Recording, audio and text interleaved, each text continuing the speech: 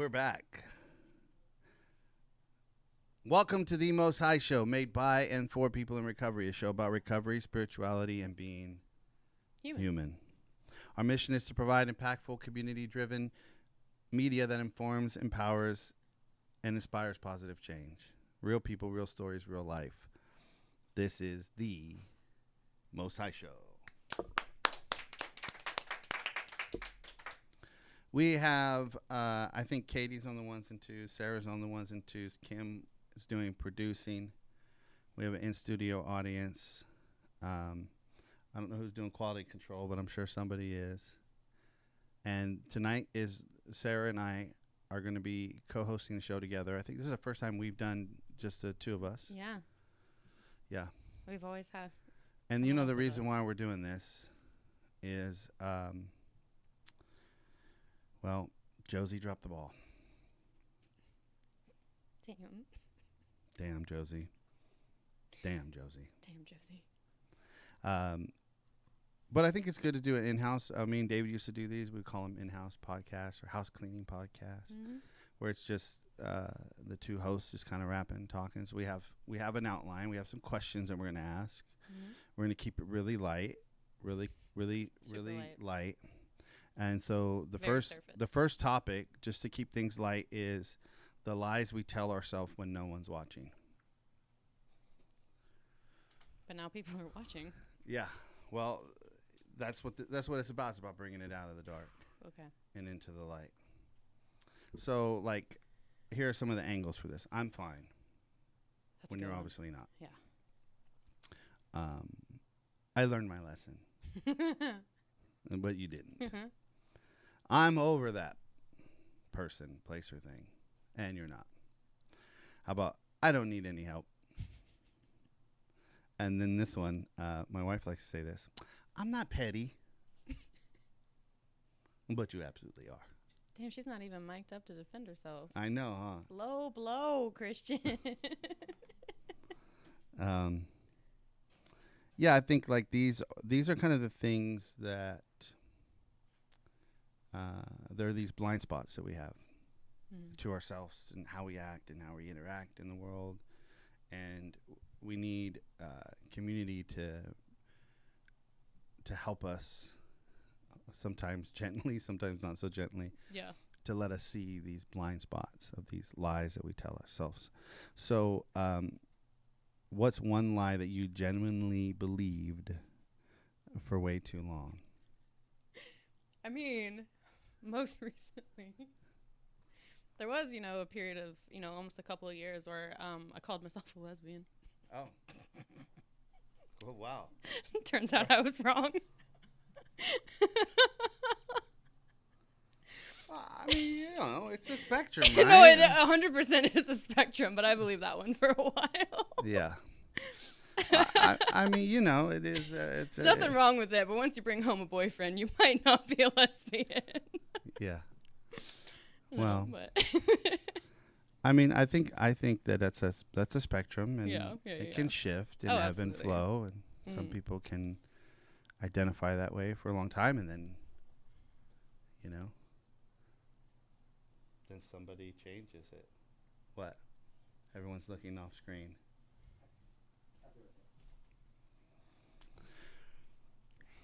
Wow, that's good. So you came out the gate with just raw dog honesty.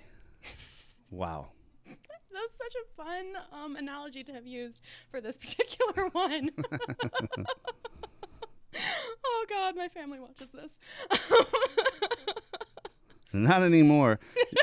Disowned. What's one lie that I genuinely believed for way too long?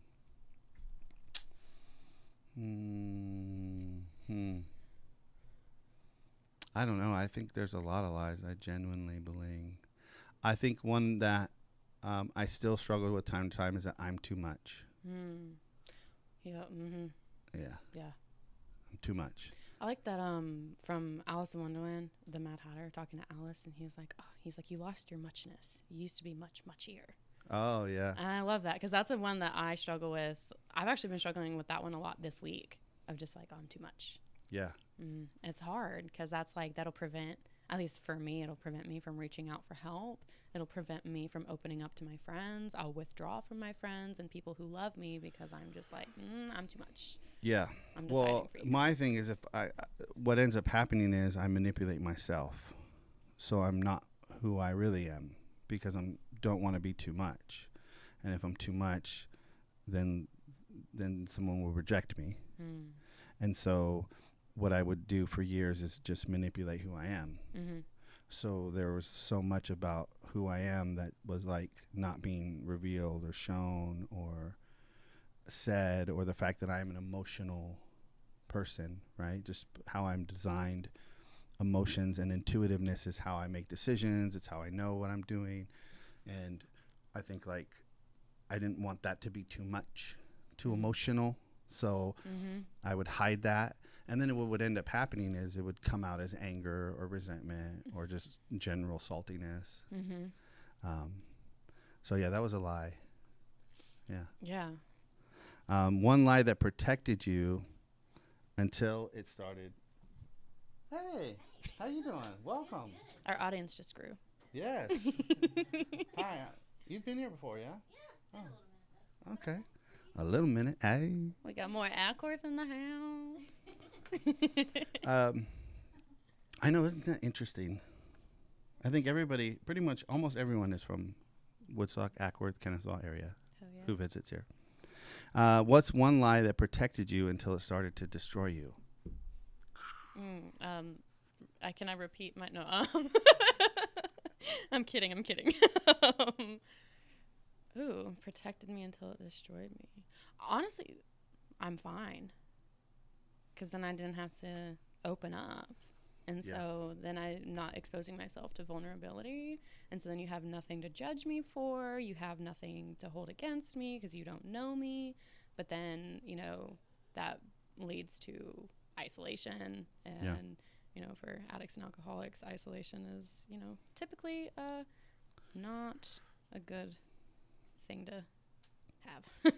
Well, I think it's like I'm fine at some level. Like sometimes I'm fine for me is helpful because I am emotional, right? And because I'm kind of led by that. Sometimes I need to just tell myself I'm fine. Like it's fine. Like just do the next thing. It's fine. Just gaslight yourself. Because gaslight yourself. Well, and then usually I take action, and once I take action, I realize, oh yeah, everything actually, it is fine. I am fine. I just needed to take some action. Yeah. And for me, it's like it's an ebb and a flow, and there's a fine line between knowing when is the right moment to be like, no, I'm fine. I just need to move forward here. And when is the right time to express this internal condition that's going on for me. So I think one lie that protected me until it started to destroy me. Wow. I don't know. I mean, I would say I'm fine. That's one, I think. I think most lies that I've said to myself were there to protect me. Yeah. I didn't steal that. I didn't take that.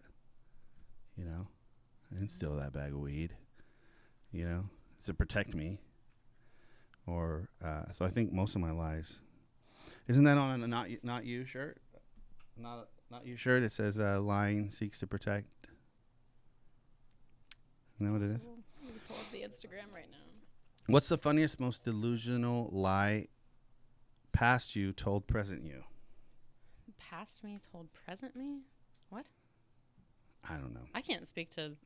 What's the funniest, most delusional lie that I don't know if it, I don't know. That's a good one. Honesty doesn't kill you, pretending does. Think that's true? Honesty doesn't kill you, pretending does. I mean, I think it definitely depends on the situation. But yeah, for the most part. Because, there's definitely people, their honesty did get them killed. But that's not for this show. But yeah, honesty definitely opens the doors to new opportunities and potential freedoms. Whereas pretending, I mean, what are you going to get out of that other than, like, you know, manipulating the situation? But then that's not living authentically. Yeah. I was at a group last night. We were talking about how sometimes, like, not everyone needs all the honesty. Mm-hmm. Like, there's some people that I need to be really honest with about certain things. Mm-hmm. You know, your lawyer, your therapist, your doctor. Like, don't tell any lies there, for sure. Let them, the whole truth be out there. But then there's just sometimes, like, I think in my life, like, especially like in my relationship with my wife, you know, I guess it's kind of like this romantic version of what this relationship is supposed to be. And so that me and all of my complexities and all of my truths should be able to be expressed in this relationship at the fullest level. Mm-hmm. And I think maturing over time and then through mentorship with other people who've been married longer and have the same issues I have, like, realizing that, like, all of me doesn't need to be presented all the time. You know what I'm saying? To one person. Mm. And to expect that one person can hold the complexities and all of my, what do you call it? All my contradictions, you know? So, like, having mentors in my life, right? Friends in my life and professionals who I pay, you know, in my life allows me to kind of, like, sometimes it's like the same truth. It's just presented different ways. Mm-hmm. And in some instances I can fully let it out. And then in some cases it's more like it's not helpful to really be fully, to expect that one person can hold all of that. Yeah. That makes sense? No, absolutely. It reminds me, many years ago I had a friend who told me the difference between being honest and being transparent. And so you can be honest without giving it all up, you know, like being transparent is the whole kit and caboodle. But, you know, like, should I be honest at work? Absolutely. Should I be transparent at work? Probably not. Right. Yeah. You know, like, one has a little bit of discretion into it, but it's not lying, because it's like also like, oh, well, then where is, you know, lying by omission? It's like you're still being honest. You're still giving the whole truth, but it's like expecting one person to just be able to hold the weight of, like, I can't even bear the weight of my entirety, let alone somebody else. Are you kidding me? Yeah, right. God bless. Yeah. Well, I think years ago somebody told me, like, that, you know, when you're wrong, promptly admit it, right? And they were like, it just means promptly admit it. It doesn't mean you need to go and say sorry right away to the person you offended, because especially when we're just developing psychologically and spiritually, we're going to fuck up and have a lot of missteps, right? And say the wrong thing and be too emotional or overreact to a situation. And so coming back and going, oh, I'm sorry, over and over again, right? It's kind of like insult, adds insult to injury. So when you're wrong, promptly admit it. It's like having these relationships of good friends, good spiritual mentors who I can say when I'm wrong and I promptly admit it to one of them. The power of that is just as powerful, because then what I end up doing is changing my behavior or my knee-jerk reaction to situations, which will make it better for the person that I might be harming. Does that make sounds like a cop-out? Well, no, because it's like, you know, I hate admitting when I'm wrong. So it's like, cool. I reacted too quickly, and then I was wrong, and now I got to go tell this person that I was wrong. And that shit is embarrassing. So what do I do next time? Let me think before. Right. You know, I'm like, I don't want to keep admitting I'm wrong. That sucks. Right. Yeah. Okay, the last thing to die and the first thing to rise again. It is what, audience? The last thing to die and the first thing to rise again. Yeah. Hey, voila. You read the paper. Hell yeah, Ackworth. No. Nice. Ackworth in the building. Is that your name, Ackworth?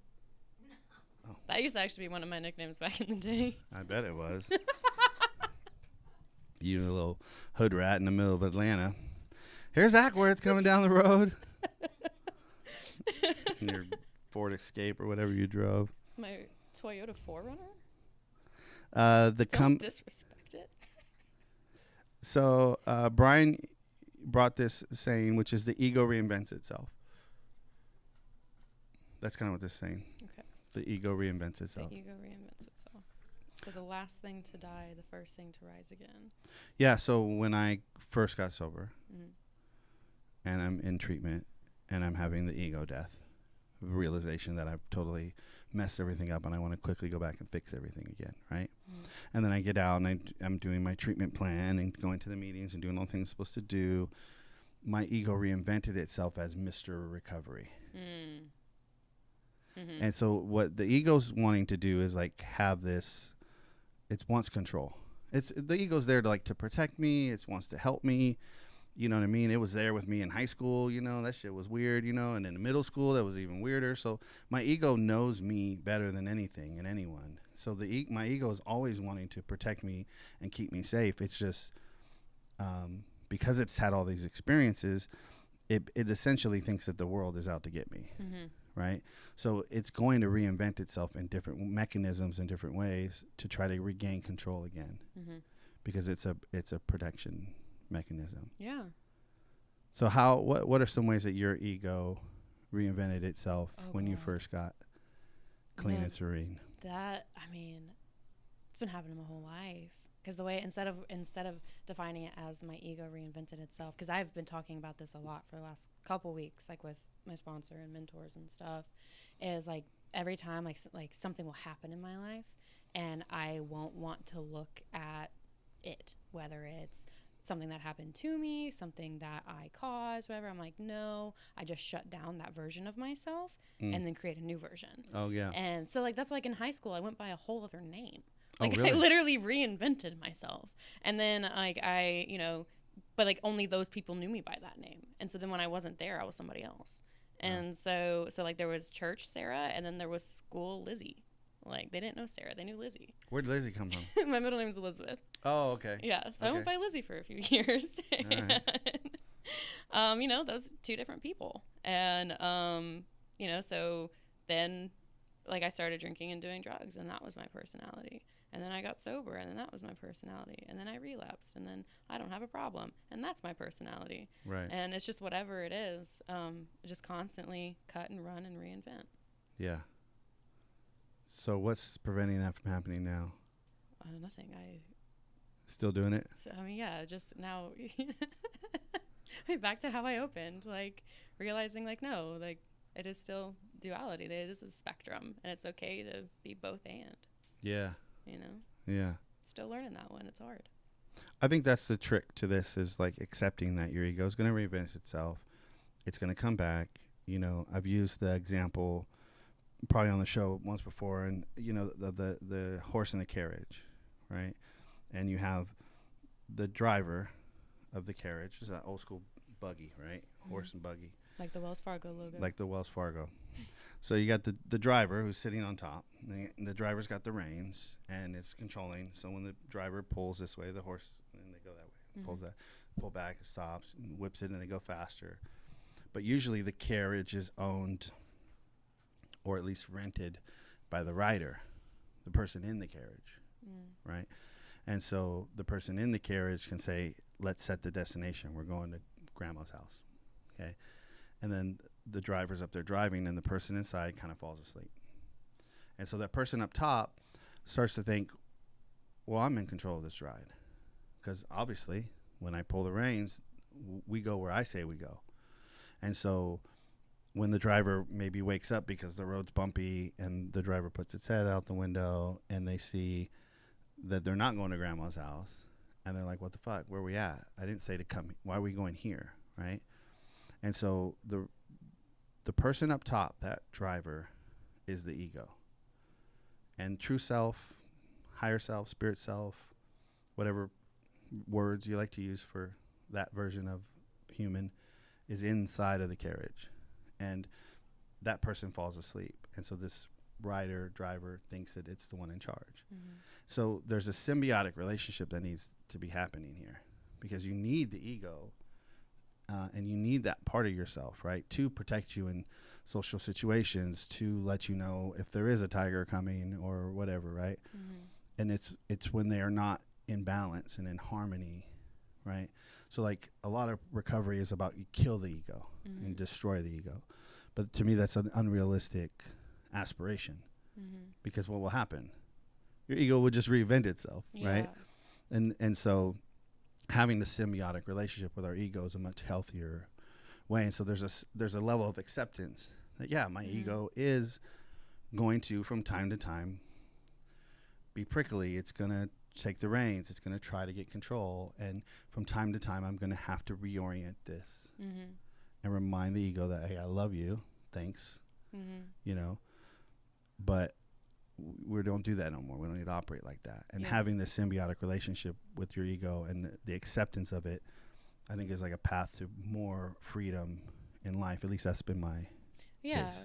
Because like I've always struggled, like when people go, your ego is not your amigo. And it's like, but it's literally a part of me. Right. And it's like, don't I need to practice acceptance of who I am? And so if I know my ego does this, you know, if my ego is still a part of me, don't I need to still learn to love it, learn to accept it, learn how to, you know, interact with it, you know, not let it, you know, because there's times where I feel like I've just sat idly by and just watched my ego do what it does and not really done anything to be like, oh, maybe I should call somebody about this.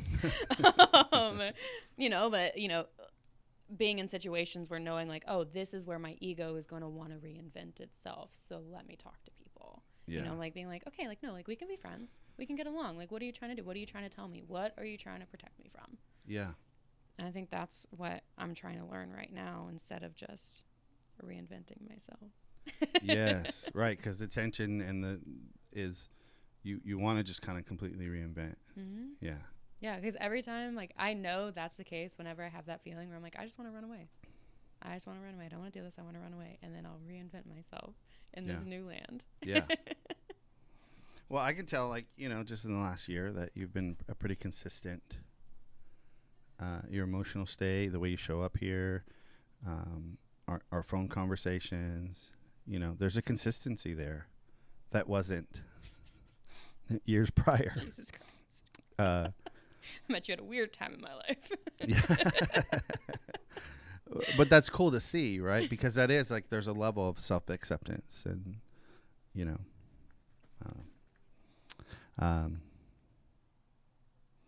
yeah. The other thing about my ego, what I notice is it doesn't, I mean, I can't, dude, every time I'm like draw a line in the sand and I'm like, nah, that ain't right. I'm not letting you treat me like that. Nah, this ain't. Every single time I've ever done that, I always end up finding out that I'm the asshole. There's like there's an easier, softer way, you know, and I never take that road. So anytime that I feel like I've drawn this line in the sand, I'm like, no, that's it. I always tend to regret that. And I don't know why. Maybe that is what it is for those of us who are addicts, alcoholics. We just, you know, like I had a sponsor who used to tell me he doesn't know where middle ground is, and it's the thing that he sees when he's doing a backflip. And he goes, oh, there's middle ground right there. So not knowing where middle ground is, I will tend to always. Richard Rohr says that the ego, the spirit, right, or the true self, right, the higher self, the divine self, cannot be offended. So anytime that you are offended, that it's your ego that's offended. So anytime you find yourself in this offended state, it's a sign to tell you that, oh, that's not real. Because if you, in fact, we are this higher self and this higher being that is connected to the thing in which turns planets and, you know, creates matter, then we wouldn't be offended. Does that track at all? You had me until you were talking about planets.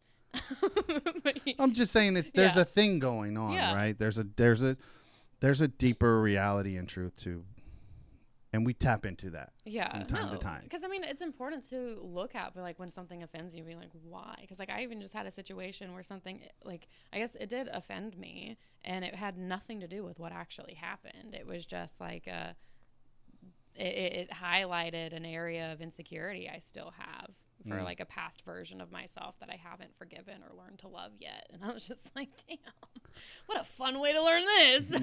Like, Right. But then I still had to, you know, take action of the situation at hand. But it was really weird to look at it and be like, I'm offended, but not because you did something, but because of something about myself. Yeah. There's a term in recovery. It says that when you are disturbed, it's you who is disturbed. Mm-hmm. Have you heard that? Mm-hmm. I hate that. Oh, me too. Yeah. Me too. But I think it's true. Mm-hmm. That my emotional state is really my own responsibility. Yeah. Okay. We are moving on. How's this going, guys? Is this going good? Yeah? No one's fallen asleep yet? Okay, it's good. You're not on your phone? Good. Leslie's tapping her toes. You good? We're doing all right? Yeah? All right. The spiritual glitch moments. Oh. Spiritual glitch moments. Moments that don't fit the boxes. Where science, faith, what the heck just happened, overlap. Dreams that feel like instructions. Coincidences that were too loud to ignore. Moments where you felt guided, warned, or protected. Times you felt watched. In a good way. I don't know about that. There's a lot of times I thought I was being watched. And it wasn't in a good way? Definitely not. It was the tree police every time. How does that show up for you? Do you get any of these kind of things? Premonitions or glimpses into some deeper truth or something? Yeah. Yeah. I mean, it's hard to like recall a specific moment like, on the spot. But there's definitely times where it's like... Well, when we pull cards out in front, we used to do that, right? That was always kind of weird, right? How it would be eerily on point. Yeah. But it's like, you know, if you're willing to tap in, like more will be revealed, right? Mm-hmm. But because there's definitely been times where like I feel like I know like I'm supposed to do this and I can't give like... Okay, there was this one time at church camp, I was thinking, like, I woke up and, like, this person I had recently met was, like, super on my mind. And I was like, that's so weird. And, I had a dream. So it was in my dream, this person was, like, super struggling and, like, not doing well. And, like, was, like, opening up to me and, like, reaching out for help. I'm like, that's crazy. Like, I just met this person. And so the next time I saw them, I was like, hey, like, how are you? How did this retreat thing go that you were on? Because, like, I had this dream. And then he was like, oh my God, it was terrible. Here's what happened. And like, he just like opened up to me with some insecurities he was dealing with that this group of people really highlighted and capitalized on with him. And I was just like, whoa, that's crazy. Yeah. Yeah. So there's times like that. So like whenever I'm like randomly thinking about somebody, sometimes I get like spooked because I'm like, because I definitely have that, like an old teacher of mine. I was thinking about her more recently and I reached out to her and I was like, hey, like, how are you? Like, she was like a mentor of mine for a while. And she was like, oh, hey, like I'm going through chemo right now. I'm like, all right, cool. So I don't like randomly thinking about people because then it makes me scared. Right. Yes. But there's times like that where it's like, oh, maybe I should reach out to this person. Yeah. And there's usually been something there. I don't know. More will be revealed. Yeah, I kind of have a rule. If somebody pops into my mind randomly 3 times, the first time I'm like, I have overactive mind. I think about everybody and everything all the time. The second time is like, I have an overactive mind, whatever. But by the third time, if someone has popped up in there and it's within a day or so, that's when I'll just be like, I'll call them, and I'll call them, and I'll just check on them. I can't say that every time. There have been times when I've checked in and it's been like, oh my God, like, how did you know to call me? You know? And then there's been times when I call people and I go, yeah, you popped in my head. They're like, well, that's fucking weird. Why are you calling me? You know? Because you never know, right? Yeah. And I think there's been instances in my life, not as often as I'd like, but there's been instances when like someone has reached out to me right at the right time. Or when I'm in a really terrible spot and I've reached out to somebody who I don't talk to regularly and they happen to be really responsive with the right words and the right things to say. Yeah. Yeah, because I remember there was one time like I got home and I just sat in my car and I just cried. And I don't remember what was going on, but I just was not feeling good. And I got a call from a friend who like doesn't normally call me first. And I was just like, I answered, and I was like, hey, like, what's up? Like, are you okay? And he was like, yeah, I just felt like I should reach out to you right now. And I'm like, cool, cool. I'm like, so I'm crying. And he was like, well, what's going on? And it was cool to, like, you know, have someone to take that. So he wasn't someone that I could talk to about what was going on. But it was cool to be like, okay, like, somebody thought of me. They reached out. Like, I'm not alone. Like, I feel alone right now, but I'm not alone. Yeah. So like now I can cry on the phone with somebody and not just by myself in my car while the guy's like delivering the mail. Like, that's definitely the mailman has definitely caught me crying in my car way too many times. Like, that's a special kind of low. He's like wants a new route. That's weird and funny. Oh, thanks for judging me. That the mailman. That's weird. That's weird and funny that the mailman has caught you crying in your car way too many times. Well, it's like that's like the setup of a sitcom episode. Well, like, I was working part-time at the time, so when I would get home, it was usually about the time the mail would be delivered, and I would get home and just cry. It wasn't yes, okay. You were just crying that much. That's what it is. Yes. That's what it was. Yeah. Yes, I was just crying a lot. Right. Yeah. I don't know. This is popping in my head. Like, did you ever see the movie Noah with Russell Crowe? Yo, yes. Oh my God. So in that movie, the way Noah gets the revelation is through dream. Mm-hmm. And I remember when I watched it, I thought, oh, that is brilliant. Like that. It's like felt very honest depiction of that, right?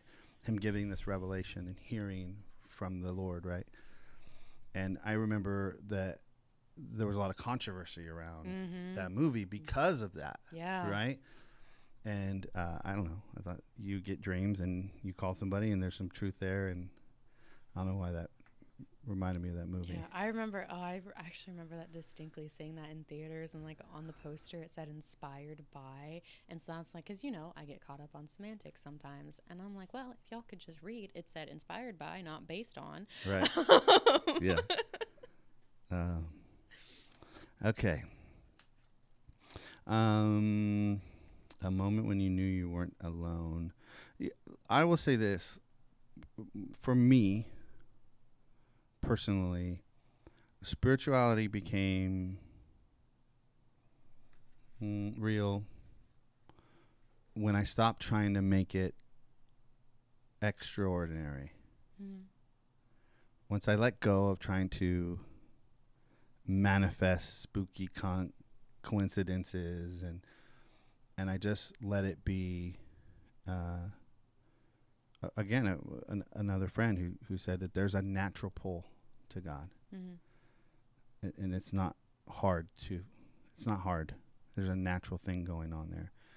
And just that little bit of nugget of truth like started opening me up to where spirituality became much more. What really would fuck me up was like, it was almost like spirituality was presented as these two separate realities. So there's the spiritual, and you dip in your toe into the spiritual, and then you come back into the physical, right? And I don't know, it just didn't seem true, right? Like there was something wrong with that, of this, because then I felt like I was kind of battling these two existence, and it was through some of Richard Rohr's teaching where he talks about in the 7 unorthodox or alternative orthodoxies. Richard Rohr's 7 alternative orthodoxies. And it's where he says, "May the force be with you." No, that's not what he says. But he says there's one reality, right? And that it all exists in the one reality. And it's kind of akin to spectrums of light, right? Like there's like 9 types of light in this room right now. You and I are only seeing, and all y'all, we're only seeing a certain amount of those spectrums of light. But if you have the right eyes, you can see all the other spectrums, the infrared and all the other, I don't know what they all are, but I know that there's a lot of them, and we only see a few of them.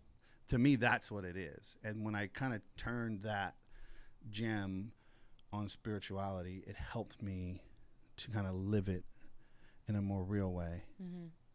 Because I never got those burning bushes or those like really spooky coincidental things that my friends would get. And then I would think, how much of that is really real too? Like how much of that is just you manifesting that because you want to have this like super special, you want to be special. Yeah.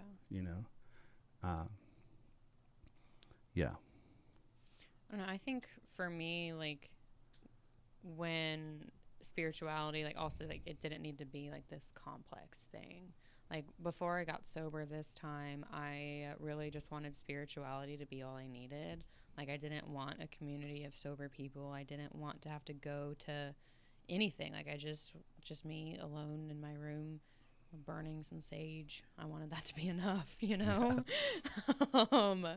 And I was like learning, like I was like looking up all this stuff, like the different types of just different spiritual paths that were out there, you know? And I was like, one of these is going to work. One of these is going to stick, and I'm going to stay sober. And you know what? Didn't work for me. I do know people it has worked for. I was just not one of them. Yeah. And, but then like I felt so intimidated by any kind of spiritual path because I was like, I'm going to do it wrong. You know, I'm like, I'm going to offend God. I'm going to offend whatever being that might be there. Right. And then what really flipped for me was when my second engagement failed. And I was like, okay, cool. What now? And I just remember, I looked up at the moon that night. There was none. And so I looked at the moon phases. It was a new moon. And I got sober on a new moon. And I remember I had a friend who pointed that out, and he was like, energetically, this is a great day to get sober. It's a new moon, new beginning, set your intention. I was like, oh, cool. And so then my engagement failed on a new moon. I'm like, okay, new beginning, set my intention. Yeah. Cool. And then I looked back at my life. I was like seeing like how many things happened on a new moon. I'm like, that's spooky. Right. And I'm like, maybe the moon's kind of cool. And so like, it just, I would look up and see a full moon, and I would be like, okay, cool. Like, I see you. That's cool. And I don't know, from then on, like spirituality just started like being more normal. I could just see it without having to like seek it out. I could just look up. There it is. Or I could look at the trees. There it is. Yeah. And like that makes me feel not alone, just being with nature. Yeah. I feel like I want to go on a whole rant about Jesus, but I'm not going to. Some of our viewers might thank you. Let me just say, I will say one thing. Just say one thing. I mean, you know, the idea of something being completely divine and completely human, inhabiting the same space and time and matter, should be enough for, you know, hundreds and hundreds of years of religion to maybe not demonize the here and now, and to maybe embrace it as a benevolent universe. That, I think, was the beginning of kind of that crumbling of this, like, it's like this when we get to heaven. And I'm like, but shit's fucked up now, dog. Like, you just gonna wait? You just gonna tithe and show up on Sunday and wait? And so that's it. He just unlocked some childhood memories for me. Oh, yeah? Yeah, because I just remember growing up and the pastor crying from the pulpit, wanting to die so bad so he could go to heaven. Damn, bro. That's someone called 988. No, someone called 988. Literally, like, he starved himself for a few months. It's not funny. But he, like, fasted. Oh. And he's like, I'm not going to eat until every member of this congregation is on fire for Jesus. And so no pressure. Everyone's just faking it at this point. No, I was bro, like, well, I'm get not this raising guy my a piece hand. of bread. I was playing chicken with him. But, like, he fudged it a little bit. Like, he would, like, make chicken smoothies. Ooh. So he could just drink that. It was a whole thing. But, yeah, it was like and he would just cry from the pulpit, just wanting to go to heaven so bad. And that was just, like, a normal thing. It was just, like, there is no here and now. It's just. Well, it's weird because it's literally in the book, right, that he would have been reading out of. He wasn't reading out of that book, I promise And you. the Apostle Paul writes that I have it tattooed on my neck. To live is Christ, to die is gain. It's the duality of it, the yin and the yang of it. You need both. And so to discredit the here and now and the material world in which we exist in this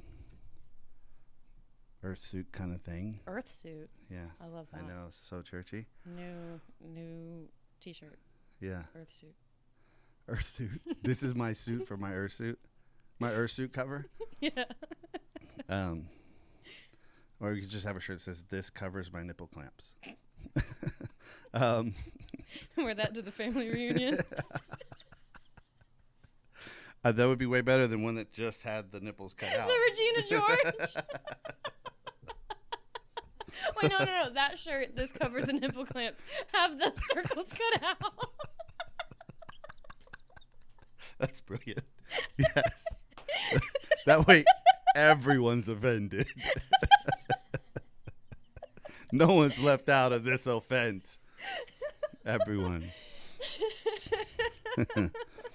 All right. The unfinished parts of ourselves. How are we doing on time? Oh, we're good. Okay, good. Where people pretend they're healed, but yikes. The first 3 years of my sobriety. Yeah.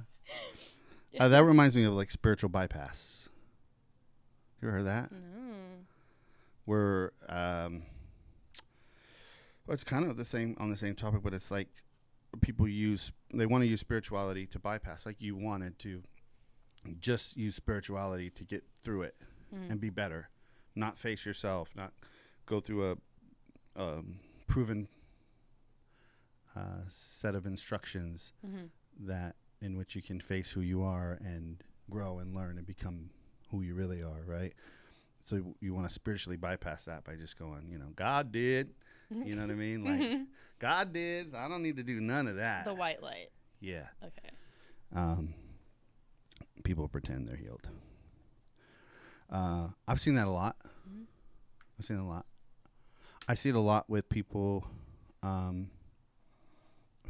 kind of like, I'm not going to really do like meetings and that whole thing. I'm just going to rock with God. Just me and God. And I mean, it's just my experience. I haven't seen that pan out very well. So let's see. What are some traits that you thought would be gone by now? Ooh.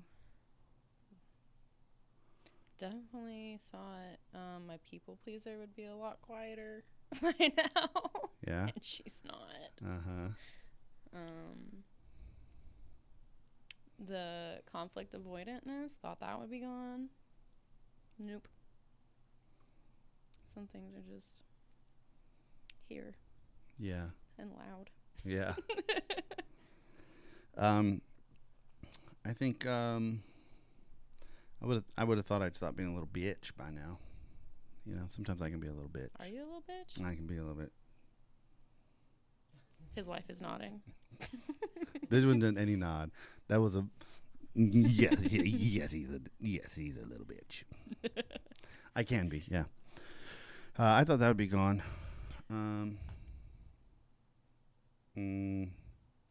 The habits you upgraded instead of removed.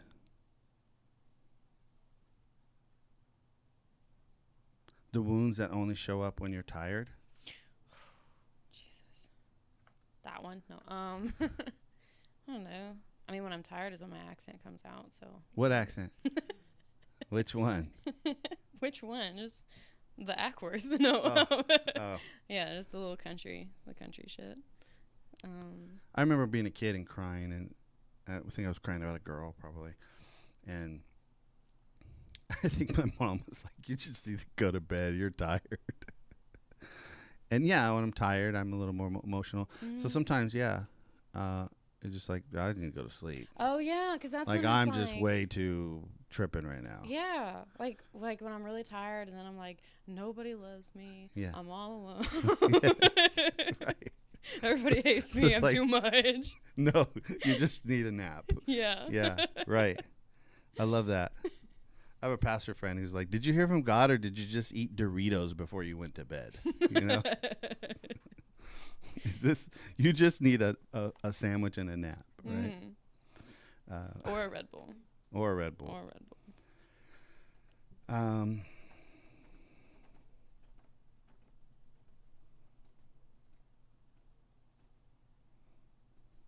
Dead air.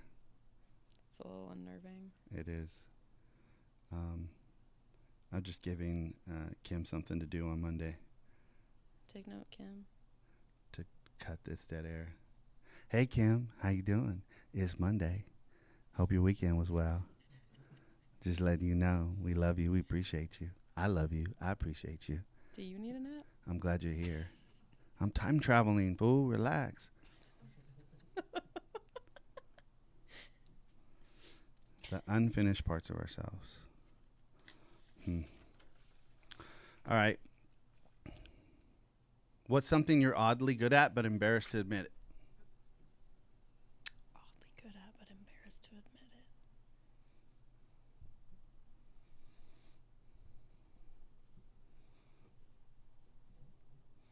it. What's something you're oddly good at that people wouldn't think you would be good at? I'm trying to think. Maybe you're not embarrassed about it. I don't know. I feel put on the spot. I'm a good cook. Well, I'm a really good cook. I don't know if people would know that. I don't know. I feel like I've always known that about you, so I don't know. I mean, you guys all know, but I'm a freaking fantastic lyricist. That always, depending on the crowd, that'll really throw people.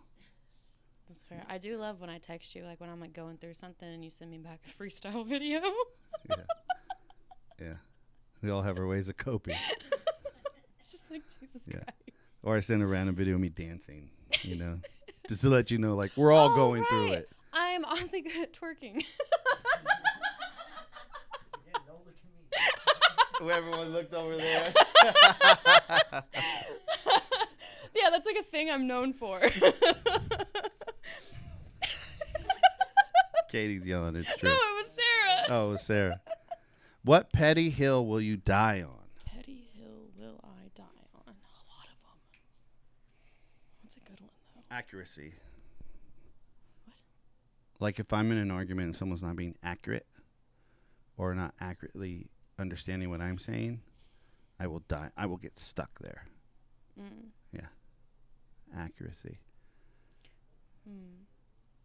Yeah. I guess in the same vein, for me, grammar kills me. Oh. Like when, like that's why like I hate like when I'm like typing something and I'm pissed and then I have a grammar mistake. I'm like, oh, fuck, I just unraveled my entire argument because when someone's texting me, and it could be about anything. Like I love when someone texts me to brag about something that they did, and there's a grammar mistake in it. That's Betty. I'm just like, hey. Yeah. I just graduated from treatment. And you're like, you mean graduated, comma, from treatment. Yeah, see, that's where I would get you because there shouldn't be a comma there. I know, just using an example.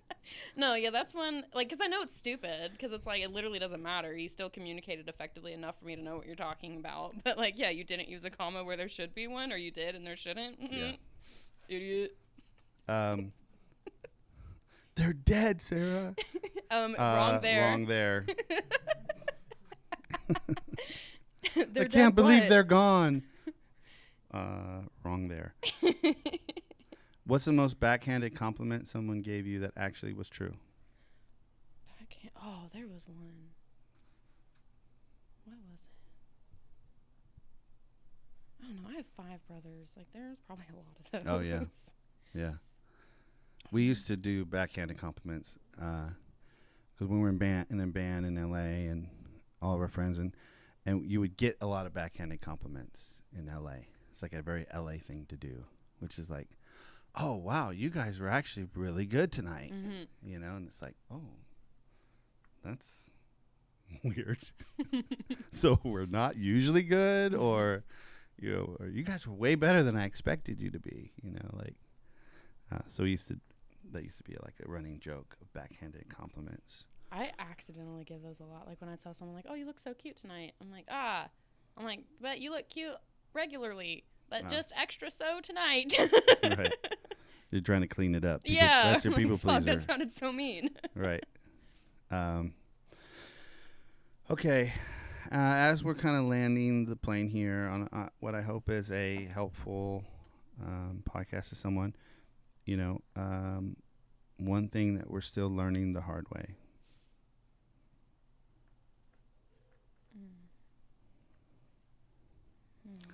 I would say the one thing I'm still learning the hard way is I don't always have an accurate view of reality. So your petty hill is also what you're learning the hard way. Yeah, that's why I can't die on these petty hills, because I'm like the wrong version of reality.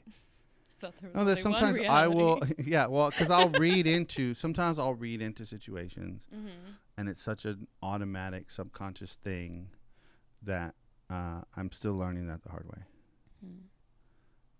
And usually it's interpersonal relationships where it's the most common. Well, I think interpersonal relationships is the same area where I'm still learning things the hard way. But like right now, it's kind of cool to see where there's growth in that area that I didn't think. Because it's like, like when you're like anxious, right? And you're like, oh, like everybody hates me. And it's like, oh, I could just text somebody for validation real quick. Be like, hey, this is what my brain is telling me. But being able to do that on my own, being like, no, like I don't have any evidence that everybody actually hates me. I don't have any evidence that this anxious narrative in my head is what's actually going on, and I don't need somebody to tell me that. But it's still like with interpersonal relationships, being like setting boundaries, communicating the boundaries. Lowered expectations. Yeah. Yeah. Yeah, I still get bit by mismanaged expectations. I'll add this, which is like I think one thing that has been hard to learn but very freeing is I pretty much get what I want, and in pretty much most of the situations that I'm in, I've been the maker of that situation. Right? Like invariably we step on the toes of our fellows and they retaliate. Right? Like, and at first it was kind of like, oh, here we go again. But really embracing that, kind of looking back and tracking, like if I'm in a particular situation, which I have been, and I go, I don't really like this, but I can look back and go, but I kind of put myself right here. And it's, it's not a self-deprecating, woe is me kind of thing, but it's an ownership of like my own decisions have got me to this place. And it's freeing because it helps me to go, okay, then how can I learn for what decisions to make moving forward, so that I don't put myself back in this spot. And actually learn the lesson. Yes. I usually don't learn until there's blood dripping down my forehead. Then I'm like, oh, that's the problem. Yeah, there's usually blood involved when I'm learning my lessons too. So, Sarah, I love you. I'm so grateful for you and for all you do for this show and the ministry. And grateful for everyone being here. Even Taylor, that even though she's been on her phone the whole time, anxiously scrolling. Damn it, Taylor. Oh. What were we talking about, Taylor? So I want to thank all the donors and supporters, the interns for driving through the traffic to get over here each and every day, Andrew for moving here from Atlanta, and from Michigan to Atlanta. Did I say two? I said from. Hey, it's all one reality, so I don't know. I'm whatever. just like really stuck on the accuracy. You know who's petty? Fucking Andrew's petty. I know. Good Lord. I know. He will not let us thing go. I know. I'm guarantee you on Tuesday I'm hearing about how he moved from Atlanta. I guarantee you. See? Yeah, so this has been another episode of The Most High Show, and if you need help, reach out, because I think you'd be surprised how many of us would actually really understand where you're at. So, Oh, yeah. End scene.